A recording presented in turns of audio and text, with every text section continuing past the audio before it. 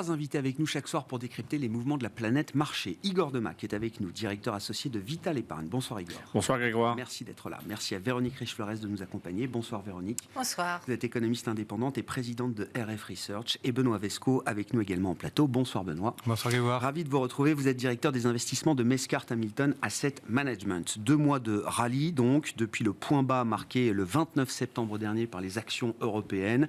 Les indices européens, l'Eurostock 50, le DAX allemand, le CAC 40 français ont pu reprendre jusqu'à 20% et plus, parfois, depuis ce point bas d'il y a 2 mois, Benoît. Le CAC 40, total return, dividende réinvesti, au moment où on se parle, en ce 30 novembre 2022, à 1 mois de la fin de l'année calendaire, à 15 jours de la fin de l'année sur les marchés, est à moins 3,5% seulement. Je rabâche ces chiffres depuis des jours maintenant. Alors, désolé pour ceux que ça peut lasser, mais je trouve que c'est l'information de marché la plus importante, je ne sais pas, mais en tout cas la plus fascinante de cette fin d'année. Ah, c'est vrai. Après l'année qu'on a vécue, notamment sur les taux directeurs, le choc de hausse de taux directeurs qu'on a vécu, le bilan sur les marchés actions, en tout cas pas tous, mais certains indices, il est assez étonnant et favorablement étonnant. Alors à cela plusieurs explications. Il y a un cocktail quand même, ce fameux pic de l'inflation qu'on attendait tous, qu'on a priori enfin vu aux États-Unis, et puis probablement qui est en train de se dessiner avec quelques mois de retard en zone euro. La politique zéro Covid en Chine qui quand même amène à des résultats économiques qui sont très difficiles et qui laissent envisager un assouplissement.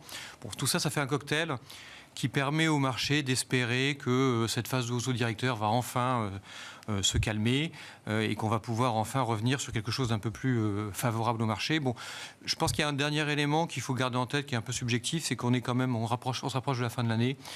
C'est toujours plus sympathique en fin d'année d'avoir des marchés qui montent et qui permettent d'avoir une fin d'année un peu plus favorable à présenter. Ouais. Je pense que c'est aussi un facteur. Je pense que l'année 2022, l'histoire de l'année 2022 était quand même suffisamment particulière pour qu'on puisse accepter l'idée de performances négatives à 2 chiffres pour les indices, en tout cas en fin d'année. Clairement. Ce sera peut-être pas le cas. Mais c'est vrai que l'année, la crise qu'on a vécue sur les marchés, là où elle est très étonnante, c'est qu'elle vient des marchés obligataires. En fait, elle vient de la composante la plus prudente des marchés. C'est ça qui est le plus étonnant. C'est-à-dire que là, la crise sur les marchés obligataires, elle est toujours là.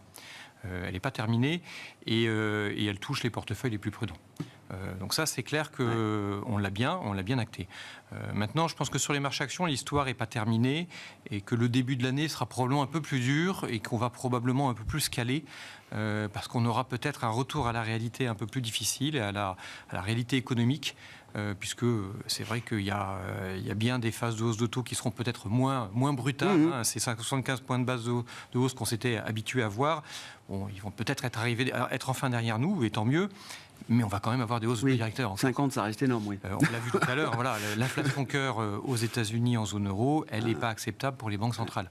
Oui, il ne faut pas, après ce rallye d'automne très, très européen, vous dites qu'il ne faudrait pas qu'on aille trop loin dans l'optimisme en vue de 2023, au risque d'être peut-être déçu à un moment. En tout cas, il y a probablement 2 séquences. Donc déjà, on voit que les marchés quand même calent un peu à un moment donné. Oui, ça plafonne un peu. Ça plafonne un peu et c'est normal. Mais peut-être 2 séquences. Une première séquence un peu plus difficile parce qu'on rentre un peu dans le dur de l'économie dans le début de l'année 2023 pour pouvoir ensuite se rassurer un peu plus.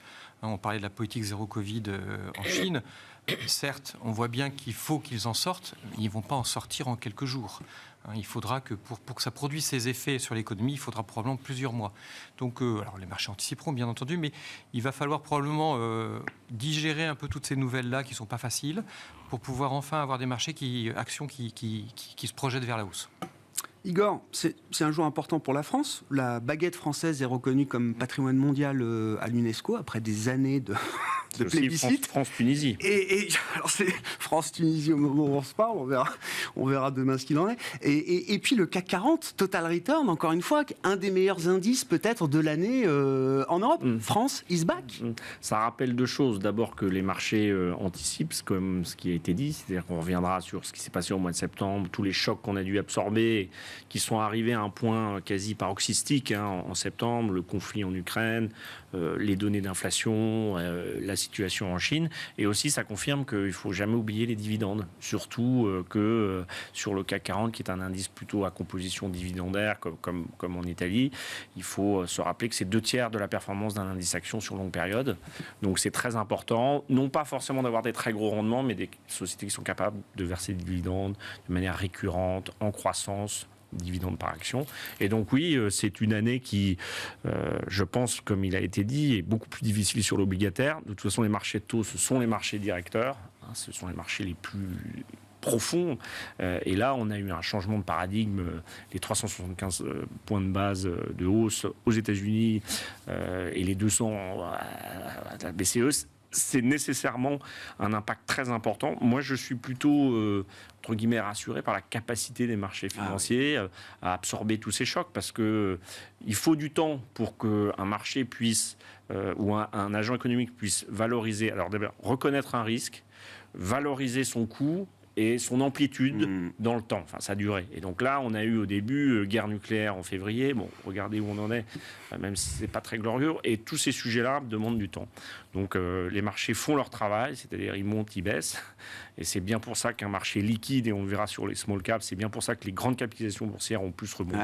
Quand on retire de la liquidité, parce que c'est quand même ce qui a été fait depuis maintenant quelques semestres, c'est les actifs les plus liquides sur les actifs risqués, j'entends. Parce que le souverain, c'est très liquide, mais là, on a eu un choc de valorisation. Mais sur les actions, on n'a pas eu ce choc de valorisation. Et globalement, la croissance, par différents mécanismes, elle est maintenue. Elle est meilleure que prévue. Elle est meilleure que prévue. Et tout ce dont la politique, enfin tout ce pourquoi la politique monétaire a été faite, commence à produire ses effets. Donc, un peu moins d'inflation, une récession maîtrisée, et puis des agents économiques qui sont un peu rassurés sur l'avenir. Après 2023.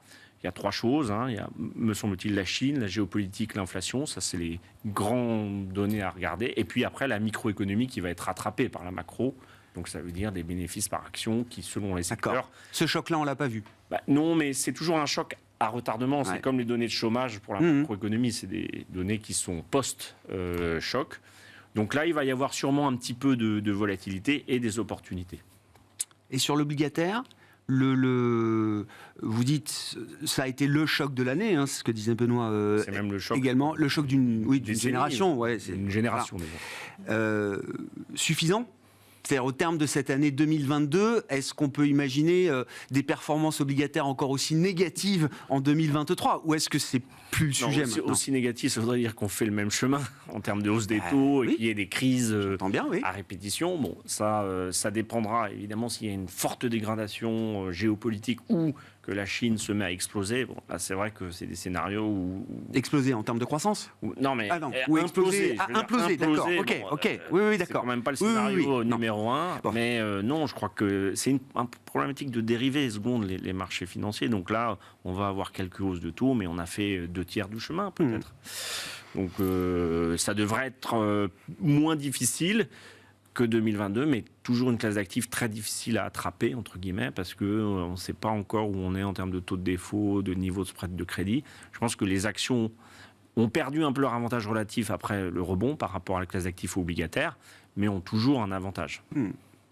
Si on en vient à la macro, Véronique, alors j'essaye de coller un narratif macro, tant bien que mal, à ce qui se passe sur les marchés. Si je résume un peu, une idée qui devient assez consensuelle d'ailleurs pour 2023, c'est l'idée qu'on peut avoir un atterrissage en douceur de la croissance. Alors récession douce, modérée, soft landing, on tourne autour de cette idée-là.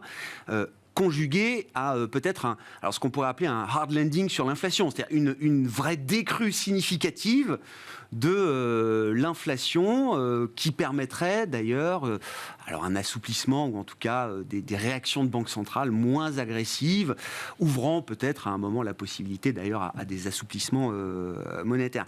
C'est à peu près le consensus que j'ai en tête pour 2023. Est-ce que, oui, vous adhérez à cette idée que c'est le consensus aujourd'hui ? Est-ce qu'il y a une chance que ce scénario se réalise? Si oui, quelle est-elle? Et quels sont les risques attachés à cette idée qu'on pourrait avoir le meilleur des deux mondes, en tout cas un équilibre retrouvé en 2023 du point de vue de la croissance nominale? Alors, j'irai sur le deuxième point, sur l'inflation. Je pense que pour 2023, effectivement, on va avoir un décrochage de l'inflation. Décrochage? Oui. C'est-à-dire, et je pense qu'il n'y a à peu près aucun économiste qui fait ses prévisions d'inflation qui n'arrive pas à cette conclusion. Il est presque dans les chiffres passés, ce sont ses effets de base. Alors, sauf si vous avez effectivement une embardée à partir de tout à l'heure, là, des prix des matières premières qui s'envolent littéralement et qui embarquent tout sur leur passage, la baisse de l'inflation est presque obligée. Elle est presque obligée, notamment parce que les prix des matières premières, du pétrole, etc., l'énergie, va baisser en glissement annuel. On va se rapprocher du début d'année prochaine bientôt, donc sur un an, voilà, vous voyez la différence des prix du pétrole et même du gaz, enfin, pas tout à fait revenu au niveau d'il y a un an sur le gaz, mais ça devrait potentiellement pas tarder. Reste la question, donc de toute façon l'inflation totale va baisser. Reste deux questions. L'inflation alimentaire persiste, et celle-là elle fait mal. Et c'est plus incertain. L'environnement, l'incertitude liée aux récoltes, au réchauffement climatique, à l'instabilité géopolitique peut jouer plus longtemps à ce niveau-là. C'est pas que la résolution ou non de la guerre de Poutine en Ukraine. C'est pas que ça. Ça pourrait ne pas être que ça dans l'environnement beaucoup plus complexe qui est le nôtre. Alors après, ça peut se passer aussi et puis avoir des prix agricoles mondiaux qui suivent grosso modo ceux des matières premières, du pétrole, comme ils le font toujours, et puis finalement... mais il y a quand même un peu d'interrogation là. Et puis la plus grosse interrogation, c'est du côté des services, cette inflation endogène. Traditionnellement, on a grosso modo entre 6 et 9 mois entre le pic d'inflation totale et l'inflation dite cœur. Est-ce que là, effectivement, on a des raisons de douter et des raisons qui pourraient alimenter cette inflation sous-jacente plus longtemps? C'est la principale question. On ne voit pas néanmoins de raison majeure pour changer les standards du passé, mais il y a un doute tant qu'on n'a pas de signes plus patents. Et alors, qu'est-ce qu'on fait derrière ça? On dit, comment va évoluer la demande? Est-ce que les entreprises vont être contraintes, finalement? La demande, pour l'instant, elle résiste. Ça fait partie des bonnes nouvelles économiques. Pourquoi elle résiste? Parce que les États sont là, et magistralement là.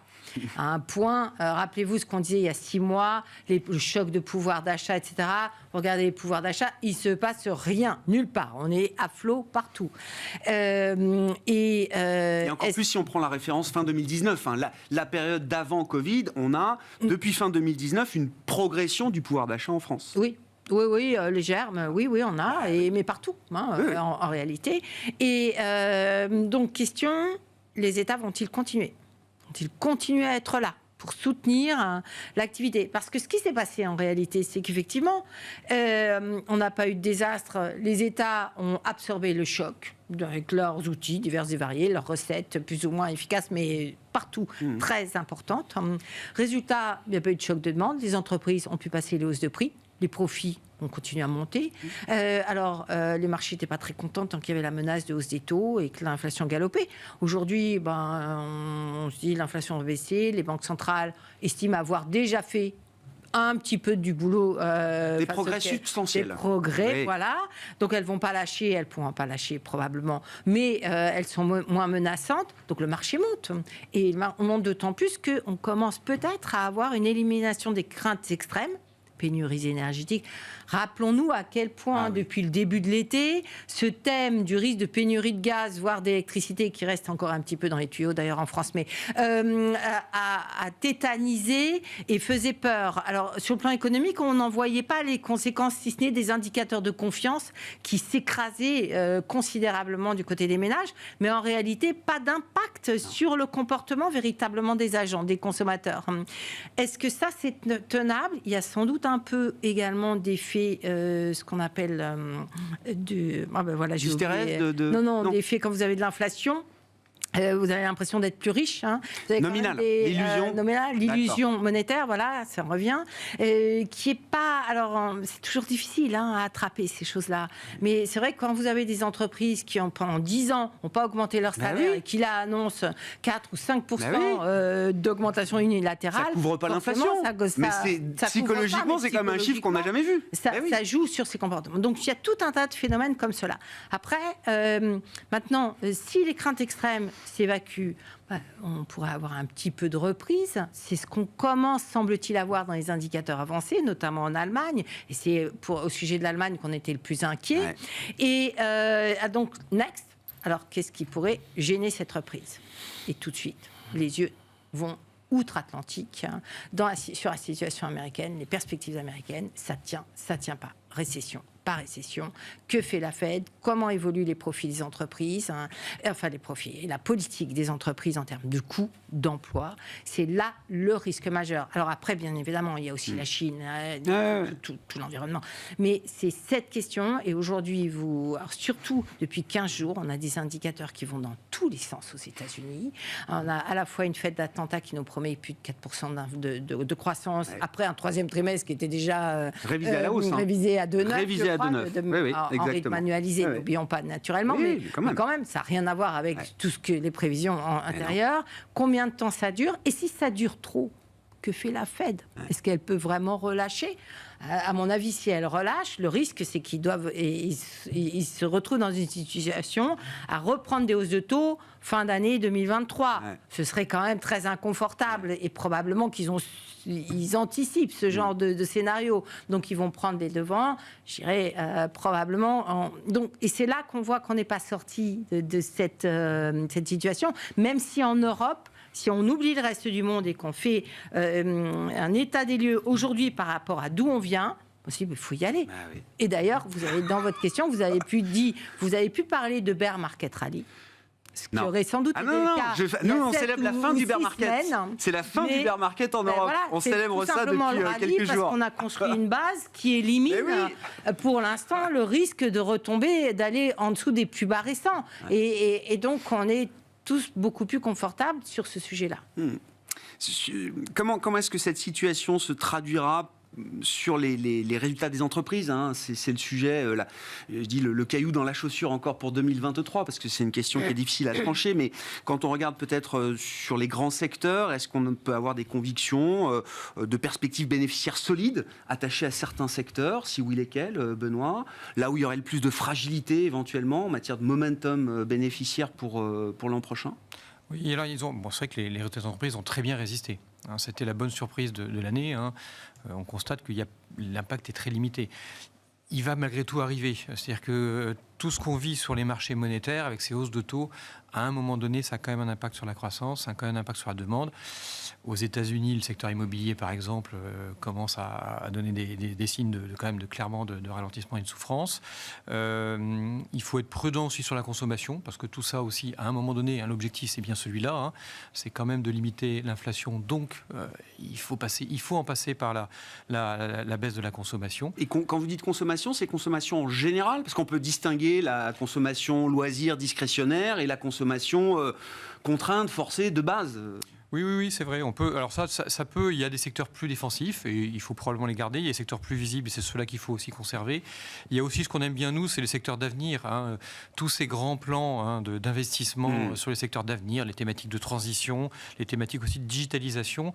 Ça reste ceux qui ont de la visibilité à moyen terme et sur lesquels il faut quand même continuer à favoriser pour une raison simple, c'est que les flux d'investissement vont continuer à se déverser de manière régulière.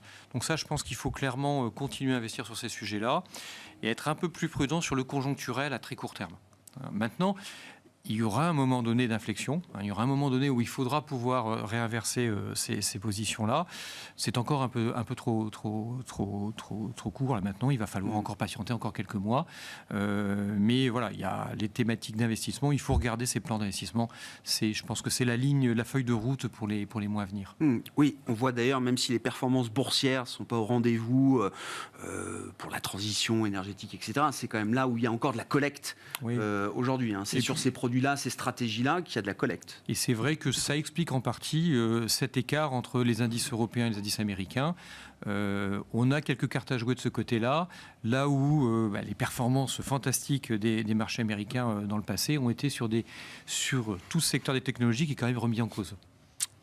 Igor, vous disiez donc Chine, inflation, géopolitique, ça va être les 3 points d'attention pour 2023. Comment on peut développer un peu chacun de ces points La Chine, selon c'est vous le deuxième moteur économique du monde après les États-Unis. Donc en plus, les deux économies sont très liées. Donc l'un ne va pas sans l'autre.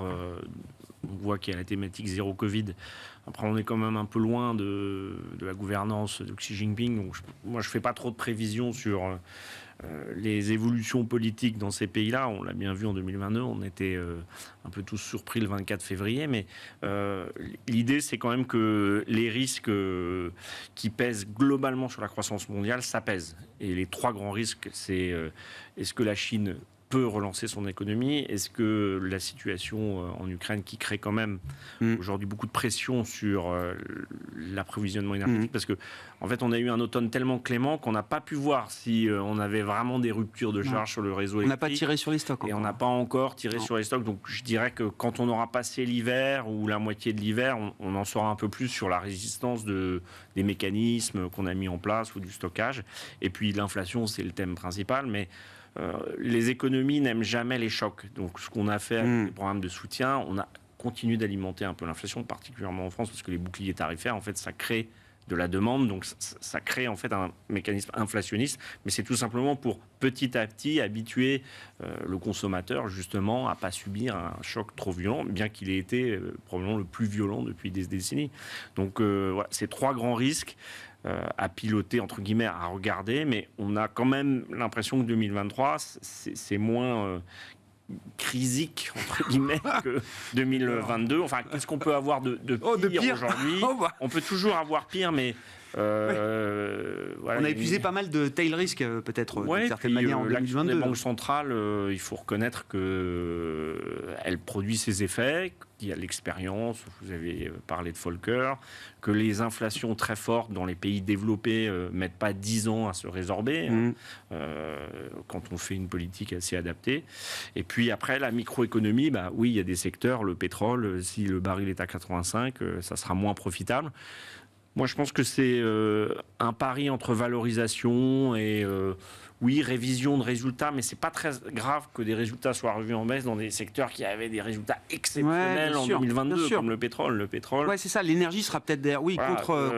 regardez, à l'inverse, la banque va peut-être réviser en hausse en 2023.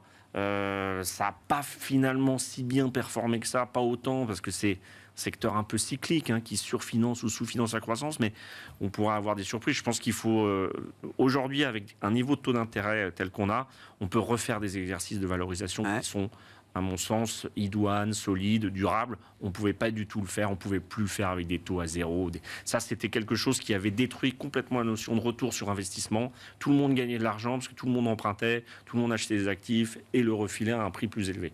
Et ça, le mérite de ce qui est en train de se passer, c'est que ça réajuste le prix des choses et aussi le prix des biens. Et donc, ce qu'on disait avant l'émission, c'est qu'on va devoir s'habituer à ce que les biens de qualité coûtent cher, les biens produits en Europe coûtent cher.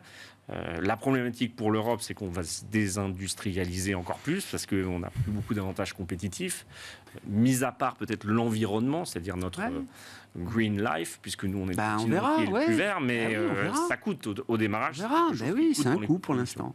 Donc, mais je notais qu'en Allemagne, par exemple, c'est la Fédération des industries allemandes qui a fait le point là-dessus, 2/3 des industries en Allemagne, par exemple, ont pu abaisser leur consommation d'énergie, de gaz, sans baisser leur production.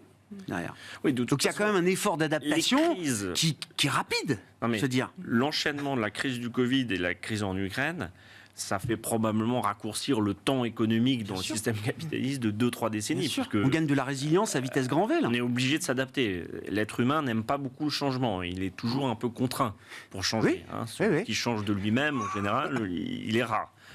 Donc oui, là, on a 2 changements majeurs. Et pour les actions européennes, ça offre des perspectives, je ne sais pas... L'action européenne, elle présente toujours le même profil, davantage pas cher, très sous-détenu, Mais c'est pas ça qui a fait que les actions européennes surperformaient ces dernières années, malgré tous ces avantages mais que vous citez. On a un vrai problème de gouvernance, de potentiel de croissance, de fragmentation qu'on a un petit peu mis sous le tapis. Bon, on a quand même des problèmes structurels qui font que on va avoir du mal à rattraper très très vite l'avantage de valorisation par rapport au marché américain. Il ne faut pas se leurrer. On n'a pas un système qui est très fluide à piloter. Après, on a des très belles entreprises.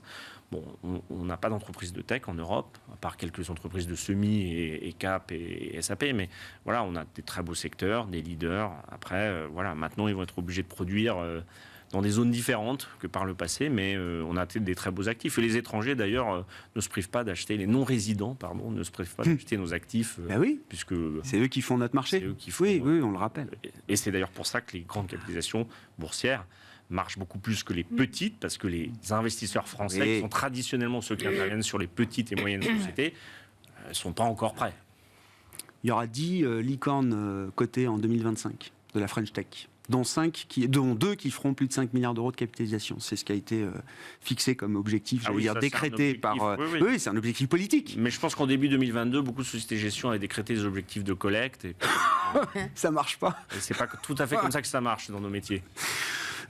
Véronique, sur la question chinoise, comment on peut développer un peu l'idée que la contrainte sanitaire va se desserrer tant bien que mal? Est-ce que ça se fera en ordre? Est-ce que ça se fera dans le désordre, dans la douleur? En tout cas, encore une fois, l'émission est à l'écoute des marchés. Le Hang Seng a repris 20% depuis son point bas, depuis le 31 octobre, depuis l'après-congrès du Parti communiste chinois. On a pourtant annoncé des morts du Covid comme on ne l'avait pas annoncé pendant 6 mois. On a encore... confiné ou bloqué jusqu'à 20% du PIB chinois ces dernières semaines. On voit les images, etc. Et pourtant, le marché chinois semble jouer une issue plus favorable. Ouais, alors, je ne sais pas forcément ce que joue le marché chinois, mais moi, personnellement, je me suis dit, enfin, les Chinois bougent. Enfin, les Chinois donnent l'impression de pouvoir... De réagir. Et je trouve que c'est plutôt une bonne nouvelle. Alors après... Ce que je ne sais pas, c'est quelle va être la réponse en face. Et donc, forcément, on peut envisager le pire. On n'en sait rien, à vrai dire. Maintenant... c'est quoi le pire? Parce que là, on reparlait de Tiananmen. Voilà, un truc fou. Voilà. Mais alors, comme c'est fou, on n'a pas trop envie de le privilégier, puis on ne voit pas trop l'intérêt non plus. Ce serait s'enferrer complètement. Donc, il faut sans doute un petit peu de temps à Xi Jinping pour accepter sa défaite en termes de gestion de la maladie. Bon, il va y avoir les fêtes, le nouvel an chinois. Non, j'ai plutôt l'impression qu'on va finir par lever les contraintes et puis retirer les cloches qui sont au-dessus des Chinois. Alors, et du coup, qu'est-ce qui se passe là? Qu'est-ce que c'est? Parce que finalement, on pourrait imaginer aussi qu'ils maintiennent la population sous cloche le plus longtemps possible pour avoir tellement de besoin de rattrapage de consommation qu'il aurait un beau boom de croissance, rattrapage, et pour épater le reste du monde. Ce serait pas idiot. Moi, et là, on n'oublierait pas de publier le PIB comme on a oublié de le faire la dernière fois. On les maintient encore un petit peu, puis ça va nous faire une reprise. On va épater tout le monde entier qui croit que l'économie est morte. Je crois que fondamentalement, l'économie chinoise est morte quasiment, personnellement. Donc après, je me dis, mais il va falloir intégrer, c'est très difficile, ce cheminement. C'est quoi le potentiel de rattrapage là, de la consommation? Il y en a un. Il est forcément significatif. Est-ce qu'il est spectaculaire? Est-ce qu'il alimente la croissance 4 à 6 trimestres? Est-ce qu'il redevient inflationniste parce qu'il y a encore beaucoup de liquidités et qu'une annonce, une dérive ou une évolution dans ce sens-là, ça veut dire sans doute des prix des matières premières qui sont capables de repartir très vite. Et donc la Chine, oui, je parlais tout à l'heure des États-Unis, bien évidemment, c'est un sujet majeur pour plutôt question de la récession, mais la Chine arrive tout de suite, ou peut-être même avant d'ailleurs, si on se projette un petit peu dans un schéma comme celui-là, réouverture, parce qu'on n'ose pas imaginer le scénario fou qui serait une répression délirante. Donc il y aura forcément une réouverture et il y aura forcément un rattrapage. Et celui-là, est-ce qu'il va rattraper nos banques centrales en Occident et notre inflation? Et je ne sais pas. En tout cas, ça peut être... c'est le couple croissance-inflation qu'il faut regarder, mais pour la croissance, ça peut être quand même quelque chose de... One-off. Ouais. Mm. Mais ça change le profil de la croissance 2023 pour l'Allemagne et donc l'Europe. Exactement. Et voilà. Et donc vous vous promenez entre des prévisions qui en septembre étaient quand même plutôt légèrement négatives. On n'avait quand même pas un acquis à la fin de l'année qui était très élevé, donc ça allait très vite. À là quelque chose qui peut être subitement positif et pas tout à fait négligemment positif. Et c'est extrêmement compliqué. Je pense qu'aujourd'hui on n'a franchement pas les moyens. Il y a trop d'incertitudes sur ce dernier sujet, sur celui des États-Unis ou autres, pour comprendre véritablement et prendre remplir des tableaux de manière convaincue et aussi ferme que d'habitude. Bon, l'événement politique, parmi les événements politiques de la semaine, il y a la rencontre Macron-Biden à la Maison-Blanche, et puis une rencontre aussi, notamment entre Charles Michel et Xi Jinping, prévue demain, je crois, président de l'Union européenne, qui se déplace en visite en Chine.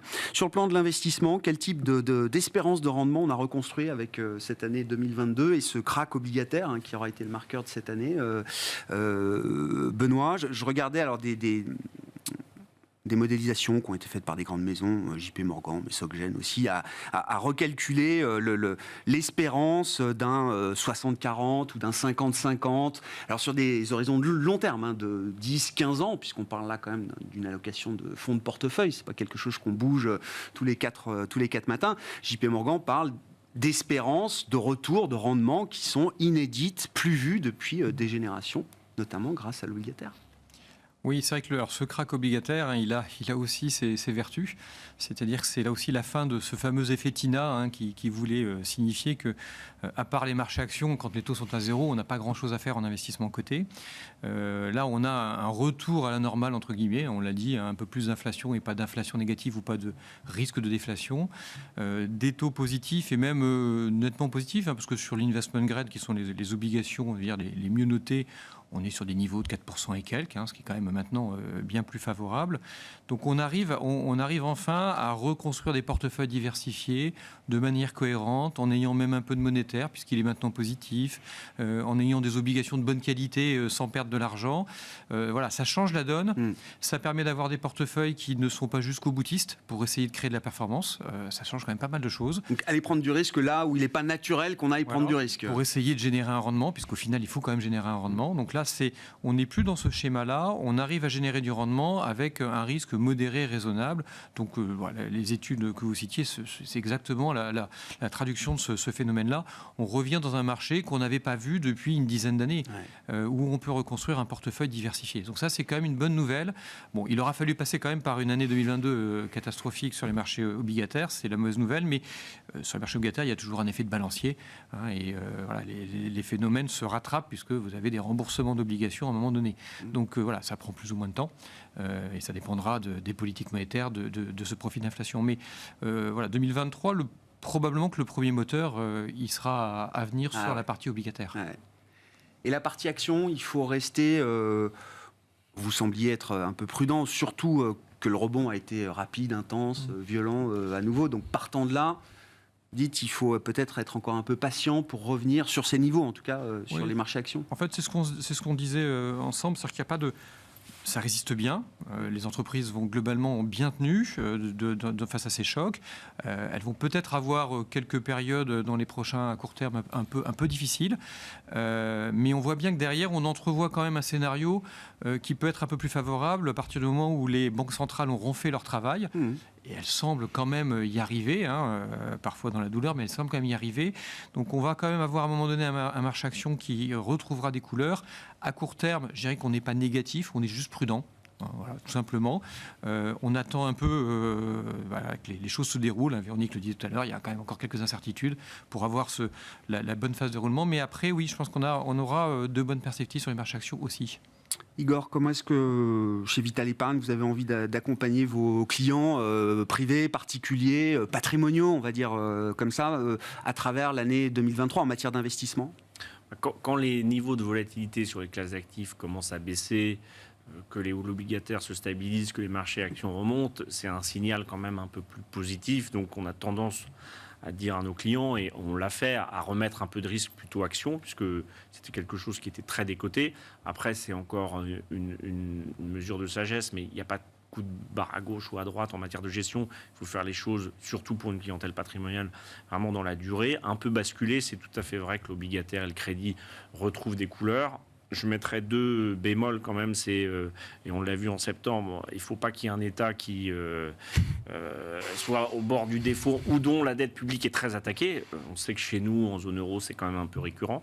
Et puis, il faut pas... Comme il y en a eu un, ça marque déjà un peu les esprits. On parle du Royaume-Uni. Oui.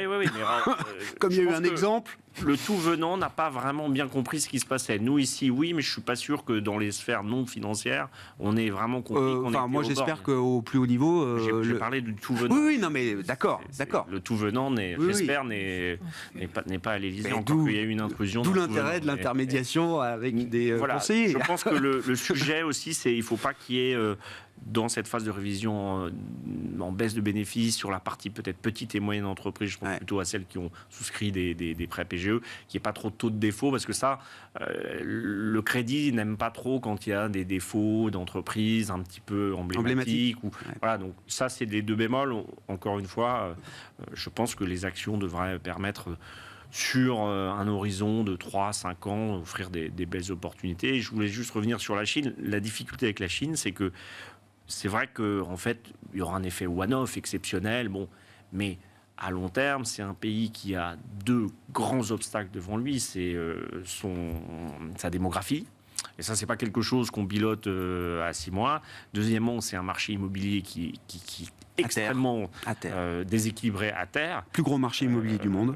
Et le 3e élément, c'est que les mesures qui restreignent la sphère privée, ça contraint naturellement le marché de consommateurs. Et on a vu dans l'histoire les exemples où il y a des grands empires, je pense à l'Union soviétique, où il y avait très peu de sphère privée de consommation interne. C'est très très dur d'engendrer de la croissance, puisque on a eu la phase de croissance de la Chine avec les exportations. Maintenant, ils veulent créer un marché intérieur, mais il faut laisser la liberté aux gens de consommer, de créer. Et là, la gouvernance a un petit peu changé, les mesures dites non-market friendly.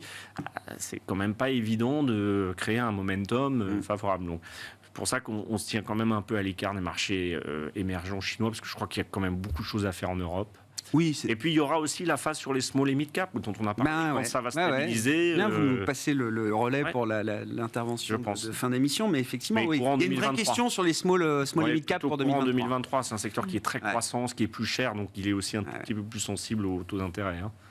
Véronique, comment une économiste de marché réfléchit à la question de l'investissement pour 2023 ? Je suis assez proche des points de vue qui ont été annoncés, c'est-à-dire qu'on voit bien qu'on est tenté d'investir davantage, en tout cas de voir des perspectives plus favorables. Maintenant, je redis ce que j'ai dit tout à l'heure, ce n'est pas le cas quand je regarde le marché américain. Moi, ce marché américain, il ne me dit rien. Là, je ne suis pas sûre qu'on puisse dire on est sorti du bear market rally. Voilà, on est encore... et ça me gêne. Ouais. Pour la planète finance, c'est gênant. Ça limite les risques. Enfin, ça limite l'appétit pour le risque. Et je ne suis pas sûre... Moi, je suis encore très réservée sur la deuxième moitié, pour simplifier, la deuxième moitié de 2023. J'ai l'impression qu'il y a un début d'année qui peut être très favorable.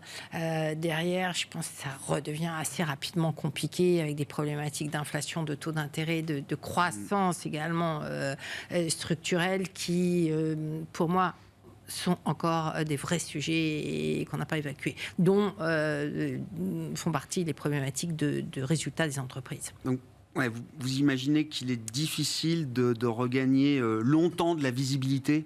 J'ai l'impression. En tout cas, oui. Aujourd'hui, on en est clairement là, oui.